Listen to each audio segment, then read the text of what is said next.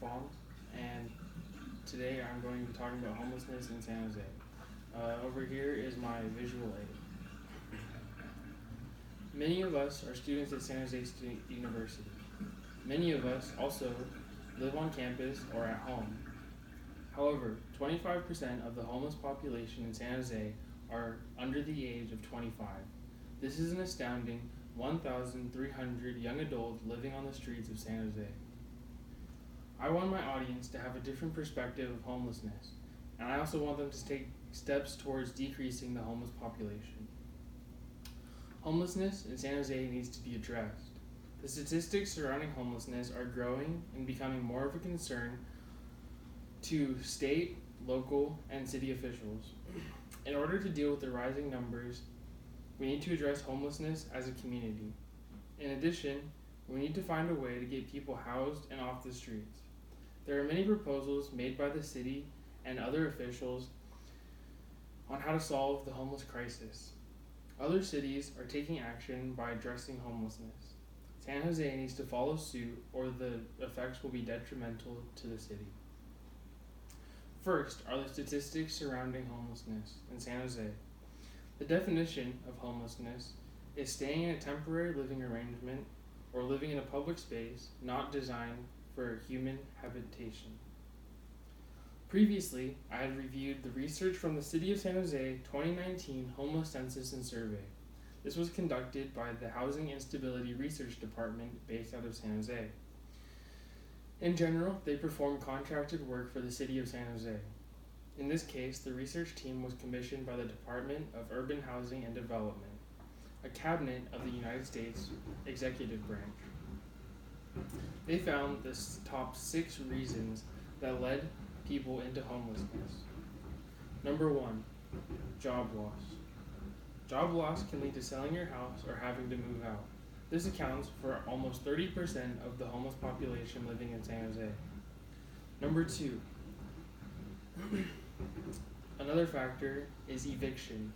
Eviction typically occurs after job loss or if you cannot pay rent or mortgage. This accounts for approximately 14% of the homeless population. In addition, incarceration is also a large factor that plays into the amount of homeless people in San Jose. This accounts for 12% of the homeless population. In addition, physical and mental health issues have also affected many homeless people in the city of San Jose. One of the biggest health issues is drug and alcohol abuse. Drug and alcohol abuse alone account for 25% of the cases. For example, social factors also play into the role of homeless people in San Jose. This could result in 1, 2, or even a whole family homeless. This accounts for approximately 16% of the cases. And lastly, number 6 is arguments with friends or family that can lead to homelessness.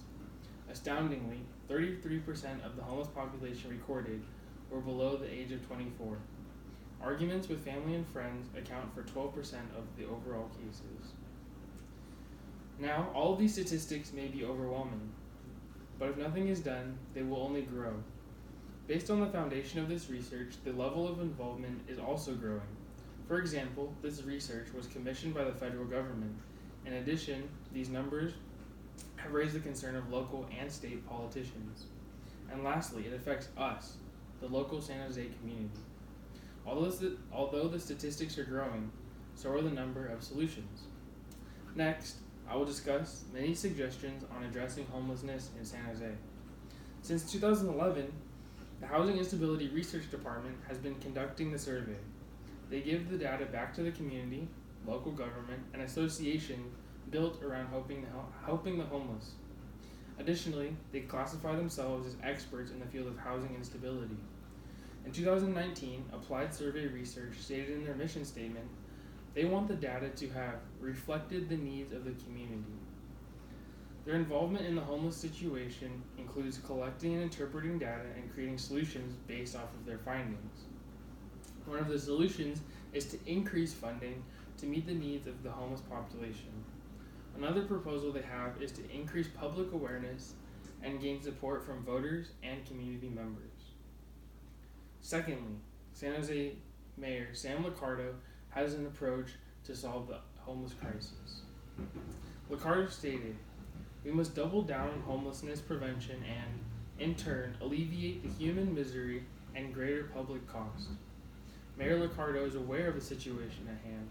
He takes full responsibility for the homeless population in his city. This moves the mayor's concern to housing.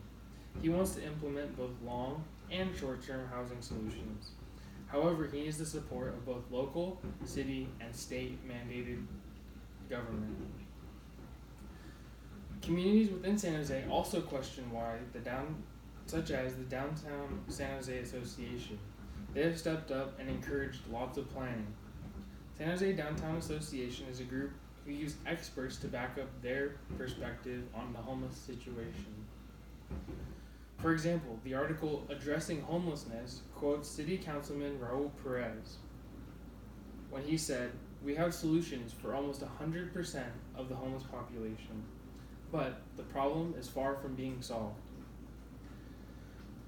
The San Jose Downtown Association supports both long and short-run housing solutions. However, they lack state and federal government funding resources, which they blame for the reason that they can't provide all of the short and long-term housing plans. Ultimately, San Jose is trying to address homelessness, but they're not the only city. Lastly, I will demonstrate how other neighboring communities are addressing homelessness. And as a result, homelessness will only create more problems if San Jose does not follow suit. Similar to San Jose, Fremont has seen an increase in homelessness. Fremont has their fair share of homeless population.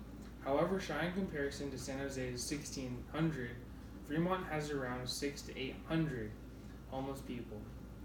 In order to reduce the number, Fremont has taken action through the use of ballots. In recent voting terms, Fremont has added a bill that would allocate money for navigation centers. This specific bill would give a block grant of $2 billion towards building a navigation center.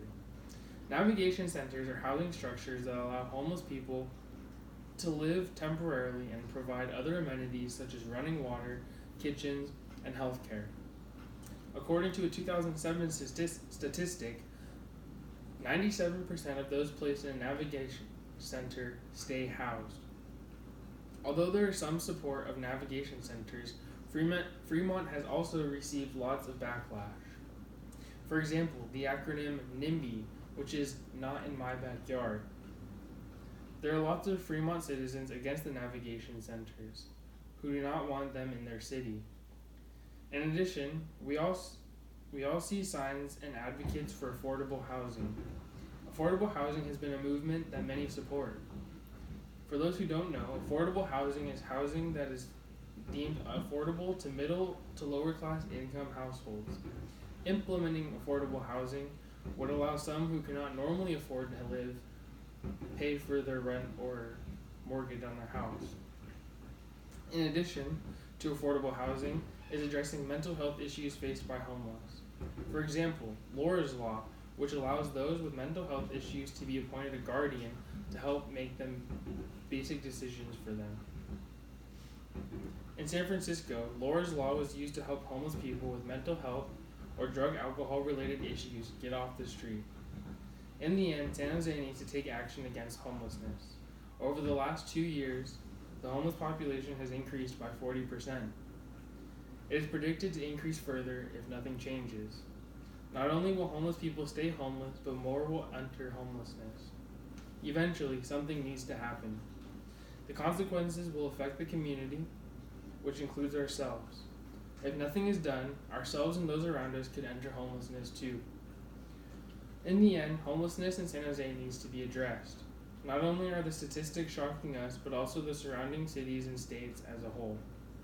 San Jose needs to take action to get the homeless population lower, or else it will only get worse. To do this, we can follow a number of suggestions that already exist, or we can follow suit of other surrounding communities. Regardless, we need to address homelessness, or it will affect everyone in the community, not only now, but for the future generations to come. I hope you all have a new perspective of homelessness in San Jose and want to address the rising numbers. As a community, we need to find a way to get people off the streets. Remember, nobody can do everything, but everyone can do something. Thank you. That's okay.